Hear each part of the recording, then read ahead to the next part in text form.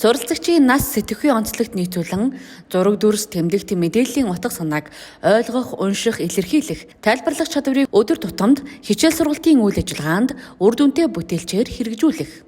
Өдөр тутмын сургалт үйл ажиллагаагаар бага дунд бүлэгт зургаар унших арга, тулгуур дохионы арга, шооны аргыг ашиглан дуу шүлгийг заах, цээжлүүлэх, өөр тохирсон эрүүл ахуйн дадал хэвшлийг бие даан хийлэх зорилготой 4 бүлэг сэдвийн хүрээнд хүүхэд бүрт хүртээмжтэй 10 орчим багц хэрэглэтгүүнийг хийж хэрэглэтгүүнээр дамжуулан хүүхэд нэг бүрийн хөгжлийг дэмжин ажиллаж байна.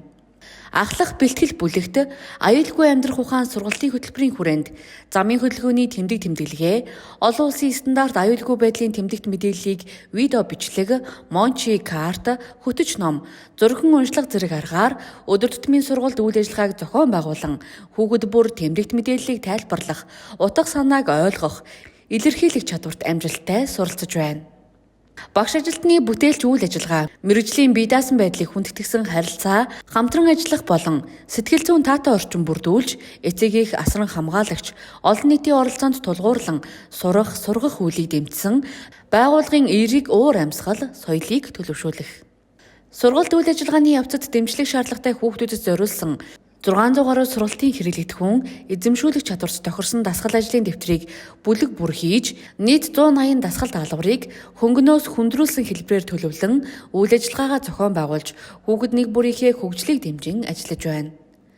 Гадна тоглоомын талбайд хүүхдийн авирах, мүлхэх, шидэх, дамжуулах, биеийн хөдөлгөөнөө хянах, зохицуулах чадваруудыг эзэмшүүлэх зорилготой иж бүрэн тоглоом, дотор орчинд хэл яриа, математик сэтгэлгээ, зохион бүтээх, танин мэдхүйг хөгжүүлэх, лего хан, байгалийн төв, хэл яриа хүлээн авах хүрээг тогтжуулан хүүхэд нэг бүрийн хөгжлийг дэмжин ажиллаж байна. Хүүхдийн хөгжлийг дэмжих, авьяасыг хөгжүүлэх, сургалтыг эцэгийнх асран хамгаалагчийн хүсэлт зөвшөөрөлд үндэслэн, оюуны чадварын IQ төв, бүжиг, шатрын цэцгүүлөвтэй гэрээ байгуулан ажиллаж, шатрын дугууланд 18 хүүхэд суралцсан, цодгорхүү 2025 аймгийн аврах шалруулах тэмцээний 5 насны ангилалд Б хан гүнчин тэргүүн байр эзэлсэн амжилтыг үзүүллээ.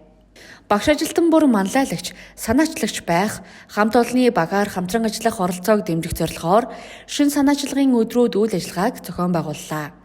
Багш ажилтны үр бүтээлтэй ажиллах, сэтгэл зүйн материаллык орчин нөхцөлийг сайжруулан ажиллаж байна. Байгууллагын соёл багш ажилтны ширээний номыг ёс зүйн зөвлөлттэй хамтран засан сайжруулж шинжилэн, хамт олонд танилцуулан өдөр тутамдаа мөрдөн ажиллаж байна. Ёс зүйн зөвлөлөөс сэтгэлийн үг 7 хоногийн аяныг өрнүүлж, бие биедээ урмын үг загтал хэлбэрээр бэлгэлэх зэрэг нөлөөллийн шинэлэг ажлуудыг зохион байгуулсан. Эерэг уур амьсгал соёлыг төлөвшүүлэн ажиллаж байна.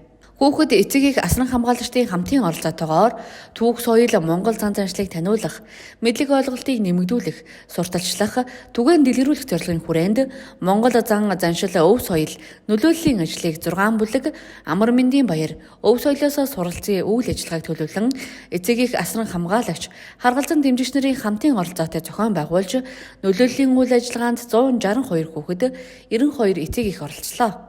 Гэр бүлийн оролцоотой цэрлэх ёс 23 цахим контент хийж, анги бүлгийн цахим хаягаар түгээн дэлгэрүүлсэн.